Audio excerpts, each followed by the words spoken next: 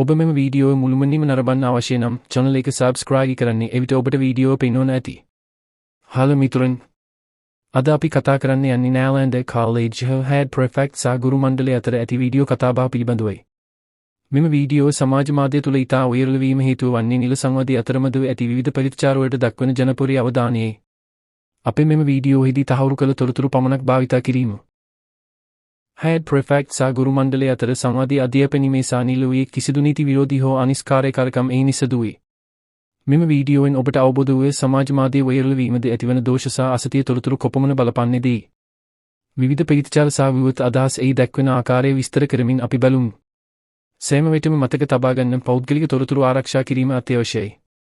අනුමැතියක් නොමැතිව පෞද්ගලික දත්ත හා වීඩියෝ බදා ගැනීම අනිෂ්කාර්යාවක් වන අතර YouTube නැතිවලට එරෙහි වී. වීඩියෝ නැරඹු අවසානයේ ඔබට පැහැදිලි වූයේ මෙම සිද්ධිය නිල සංවාදයේ පමණක් සීම වූ අතර සමාජ මාධ්‍ය ප්‍රතිචාර විවිධ මත විචාරයක. ඔබට වීඩියෝ වැදගත් වූවේ නම් channel එක subscribe කරන්න, නව වීඩියෝ මුලින්ම බලන්න සහ නිවැරදි තොරතුරු ලබා ගන්න.